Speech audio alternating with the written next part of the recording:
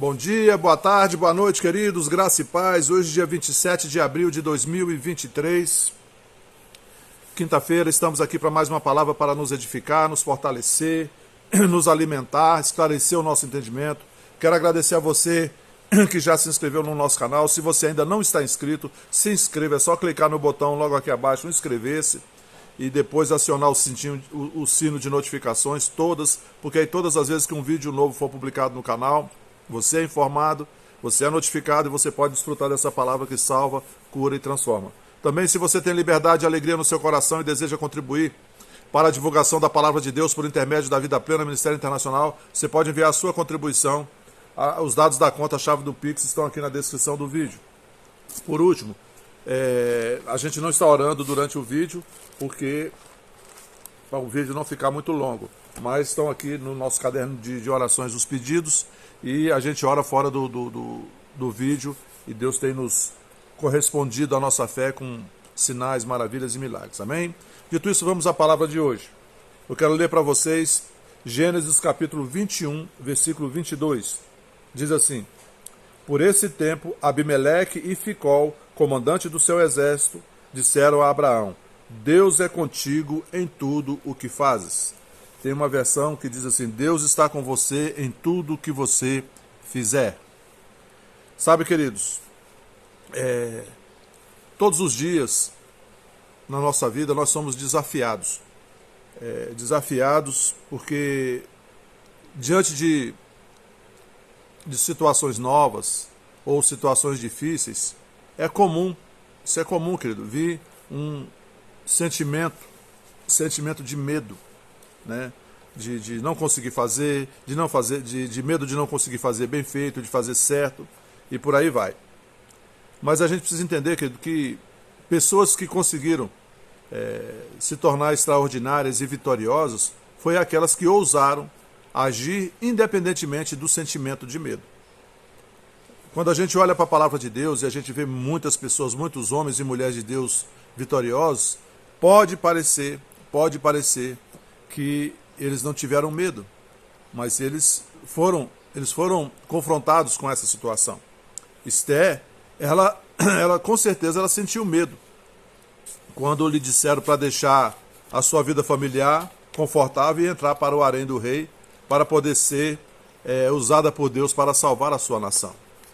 Josué, aí em Josué 1, né, quando Moisés morreu, né, ele recebeu a missão de Deus de levar aquele povo à terra prometida. É tão certo que Josué teve medo, que uma das primeiras coisas que Deus diz a ele ali em Josué 1 é: não tenha medo. E Deus repete isso: não tenha medo. Né? Não tenha medo. E Deus orienta ele, né, a agir na palavra, a meditar na palavra a todos os dias e a praticar a palavra, porque ele seria bem sucedido. Veja, queridos, medo, ele é um espírito. Paulo diz em 2 Timóteo capítulo 1, versículo 7, que nós não recebemos espírito de medo ou espírito de covardia, mas espírito de coragem, espírito de poder, de amor e de equilíbrio ou de temperança. Eu também já fui, algumas situações, já fui confrontado com esse tipo de espírito. Na verdade, o espírito de medo, que ele se aproxima de nós e ele manifesta na nossa vida através da nossa mente, através dos nossos sentimentos. Algumas pessoas tremem, algumas pessoas começam a transpirar muito e sentir a respiração alterada, sofreguidão, aceleração no batimentos cardíacos. Isso são os efeitos emocionais que o medo causa. Eu já senti isso, que é horrível. Eu me lembro que quando eu tinha 17 anos, estava fazendo um concurso para o Banco do Brasil e me preparei, fiz um cursinho preparatório, me esmerei, sabe? Era de segunda a segunda estudando, todos os dias, o horário todo que cabia. Nos finais de semana tinha aula de manhã, de tarde, eu estava lá de manhã, de tarde. E chegou o dia da prova. E de manhã fizemos a prova escrita, e eu já, como eu tinha estudado muito, eu senti que eu tinha ido muito bem, porque eu estava entendendo tudo que foi pedido, e realmente fui bem. Mas à tarde tinha a prova de datilografia, e a datilografia era para mim o meu ponto, vamos dizer assim, que eu sentia mais deficiência, apesar de ter feito um curso de datilografia naquele tempo, né? Mas eu sentia uma certa... Eu sentia que eu não era top naquele tema, naquela matéria de datilografia. Chegamos lá no saguão da Agência Central do Banco do Brasil, aqui em Brasília, e tinha ali milhares de máquinas colocadas, ali aquelas mesas, milhares de máquinas e milhares de pessoas ali para fazer aquela prova de datilografia. E eu me lembro que a pessoa que estava lá encarregada, né, uma das pessoas, ele virou para a gente e falou assim: olha, nós vamos dar aí 5 minutos ou 3 minutos, não lembro, um tempo aí para vocês darem uma aquecida aí, coloca o papel na máquina e vocês podem dar uma treinada aí, uma aquecida para poder vocês esquentar o motor, né? Eu lembro que eu coloquei o papel na máquina e a gente aquele barulho naquele e daí um pouco o povo começou a datilografar e parecia uma metralhadora, várias metralhadoras lá dentro. E quando eu vi aquilo, a velocidade com que as pessoas digitavam, eu senti medo, querido. Veio um medo e eu comecei a tremer, minhas mãos começaram a tremer. E do meu lado estava um colega, Reinaldo Gomes de Castanheira, Palito, a gente chamava ele de Palito, um amigão. E eu falei, Palito, olha aqui como é que eu tô, cara. Minha mão tá tremendo. Esse barulhão aí, esse povo aí nessa velocidade, eu acho que eu não vou conseguir fazer a prova não. Eu tava minhas mãos tremendo. Ele falou: Jorge, calma, rapaz. Você se preparou para essa prova. Faz do seu jeito, no seu ritmo. Não esquenta a cabeça com isso aí não, que esse barulho aí não quer dizer nada. Muitos deles aí podem estar fazendo só barulho. Muitos deles aí podem não estar datilografando nada certo. Não deixa que isso afete você, não deixa que isso te atrapalhe. Faz o que você sabe fazer, procure se concentrar, focar na prova e digitar corretamente. Ele falou, procura datilografar corretamente. Não se preocupe com velocidade, se preocupe com fazer a coisa certa, fazer certo. E aí naquela palavra do Reinaldo, eu me acalmei, e aí começou a prova, eu fui lá, tchá, no meu ritmo,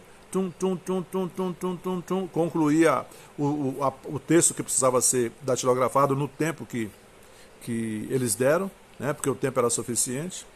E aí, quando saiu o resultado, eu passei no concurso. A prova de datilografia, que a régua de corte era 60, eu tirei 74, ou seja, um pouquinho acima, né, da régua de corte. As outras notas me puxaram para cima, né, porque eu tive uma nota muito boa, uma das melhores notas em matemática, e outras notas boas em português, e outras, tanto que eu tirei 17º lugar na classificação do concurso, em 120 mil candidatos. Mas as outras matérias me puxaram para cima, mas aquela matéria, datilografia, poderia ter me levado a não passar. Por quê? Se eu tivesse deixado o medo me paralisar. E o medo vem com esse objetivo, querido, paralisar. E a gente não tem que deixar que esse sentimento nos paralise, querido. Nos freie, no sentido de deixar de fazer o que tem que ser feito. De fazer aquilo que é da nossa incumbência, aquilo que nós conhecemos pela palavra que devemos fazer. Medo de errar, medo de não fazer o certo. Não, faça. Apesar do medo, faça. Abraão disse aqui para Abimeleque e Ficol, né, disseram para Abraão: Deus é contigo em tudo o que fizeres, em tudo o que fazes. Então, queridos, nós não devemos deixar que o medo nos paralise, porque pode chegar lá na frente e a gente pensar assim: poxa, eu poderia ter sido isso, eu poderia ter feito aquilo, eu não fiz, por causa do medo. Nós precisamos, sabe, querido, apesar do sentimento que vem, porque o medo, ele ronda, né, esse espírito ronda o tempo todo as pessoas, ele quer, né, paralisar as pessoas, independentemente, querido, do sentimento, independentemente dessa influência tentar nos paralisar, a gente deve fazer, apesar do sentimento do medo, apesar do desafio, nós devemos fazer aquilo que nós somos chamados para fazer. E Deus nos chamou, querido, para fazer coisas extraordinárias. Deus nos chamou, querido, para sermos bem-sucedidos, como Ele orientou Josué, lá em Josué 1, né, ele fala para Josué: não tenha medo, não cesses de falar desse livro da lei, antes medita nele dia e noite, para que tenhas cuidado de fazer segundo tudo quanto nele está escrito. Então farás prosperar o teu caminho e serás bem-sucedido. ser forte e corajoso. Sabe que a gente precisa ser forte e corajoso para vencer esse sentimento, esse espírito de medo e realizar aquilo que Deus espera, aquilo que Deus preparou para que nós realizássemos. Porque o propósito de Deus, que ele traz sucesso para as nossas vidas. O propósito de Deus, ele traz alegria para as nossas vidas. O propósito de Deus traz satisfação, felicidade, traz tudo de bom. Sabe que Deus pode acrescentar à nossa vida, traz quando nós estamos fazendo aquilo que Deus nos chamou para fazer. É desafiante? É, mas nós podemos fazer. Como eu diria, pode nos colocar numa situação onde nós teremos que confrontar esse medo que tenta se assenhorar das nossas emoções? Sim, mas nós vamos fazer, independente. Independente de estar sentindo ou não, nós vamos fazer. E quando você começar a fazer, querido, esse sentimento vai embora e você conclui com sucesso aquilo que Deus chamou você para fazer. Porque Deus tem um propósito nisso.